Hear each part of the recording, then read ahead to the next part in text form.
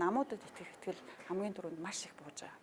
Улс төрийн намууд гэдэг чинь угаасаа л ингээд адилгчдын өөр болсон гэж одоо ч гэсэн бид нэр ярьж байгаа шүү дээ, тийм үү. Тэгэхээр энэ арчлалын гол институт захгүй юу? Энэ бол нам гэдэг чинь төлөөллийн арчлалт гол институт зах хэрэгтэй, тийм ээ. Тэгэхээр энэ бол нэг хувийн баян хүмүүсийн одоо клуб маягаар ингээ ажиллаад ахаар чинь ард түмний итгэл гэдэг юм байхгүй болчиход байгаа байхгүй. Тэгэхээр энийг яг нөгөө нэг сонгодог утгаар нь нийтийн байгууллага, тийм ээ, олон нийтийн төлөө ажилладаг, олон нийтийн байгууллага болгохын тулд одоо санхүүжилтийн асуудал, элдод байдлын асуудал, дотоод арчлалын асуудал гэд энэ юмнуудыг бол засаж залруулах ёстой. Үгүй гэх юм бол хүмүүс нөгөө нэг одоо сонголт нь бол ингээ бид нар нэг одоо хүнийг л дээрээ залчвал энэ асуудлыг бид нар шийдчих гэдэг ингээд янз бүрийн яриа үүсч эхэлж байгаа. Өөрөөр хэлбэл хүмүүс арчлалд баг эргэлзэж эхэлж байгаа байхгүй. Улс төрийн намын санхүүжилт бол төрийн санхүүжилт, хандив, хураамж, гишүүний татвар гэсэн одоо үндсэндээ дөрвөн төрөлтэй байж байгаа. Энэ дөрвөн төрлөөс бид нар бол хандив дээр илүү бас анхаарах хэрэгтэй байна. Хандив тийм улс төрийн намуудад ил болон далд хэлбэрээр одоо тийм үү сонгуулийн үед, сурчлагын үед болон сонгуулийн бус үед одоо ингээ хандив өгдөг.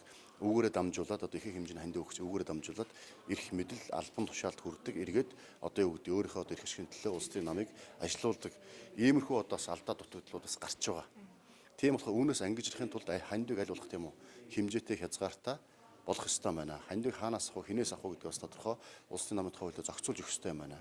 Ингэж одоо юу гэдэг хандивыг жоохон хязгаарлаж өгчөөж нөгөө талдаа төрийн санхүүжилт дээрээс нь гишүүний татвар за мөн одоо улс төрийн намуудын сонгуульт ажилтнуудын хураамжийг нэмэгдүүлэх замаар улс төрийн намын санхүүжилтийг одоо аль болох хандив хинэгнээс хараат бус байдлаар гарах энэ дээр анхаарахгүй бол өнөөдрийн одоо байж байгаа одоо бидний одоо халтраад байгаа тийм үү гараад байгаа алдаануудаас давтагдах юм байна. Хувийн их усрын санхүүжилт буюу ялангуяа энэ дотор тэр компаниудаас авж байгаа чиний бизнесүүдээс ирж байгаа санхүүжилт дээрээс нь тэр дэнжингийн мөнгө гэж одоо манай намууд аваад идэг. Энэ бол олон улсад хаанч байхгүй практик байна. Энэ бол сонгуулийн эрхийг маш их ноцтой зөрчиж байгаа юм практик байна гэдгийг бол олон улсын экспертүүд гаргаж тавьсан байна.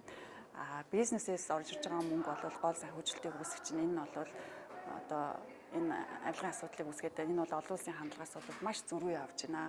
Олон улсад бол ерөнхийдөө энэ компаниас авах хандиг бол маш бага түвшинд хязгаарлах юм эсвэл ерөөсөө болиулах, хориглох ийм одоо сайн туршлагууд явж байгаа. Танад бол ингээ хяналтгүйгээр нэмэх ийм байдал ажиглаж байна гэсэн ийм дүгнэлт бол гарсан байна.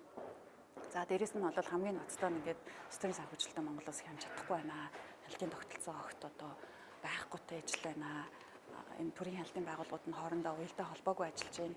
Нөөц болцоо чадах тутмаг байна гэсэн ийм одоо гол дүгнэлтүүдийг бол судалгааны тайл нь тусгаж гаргаж ирсэн байна.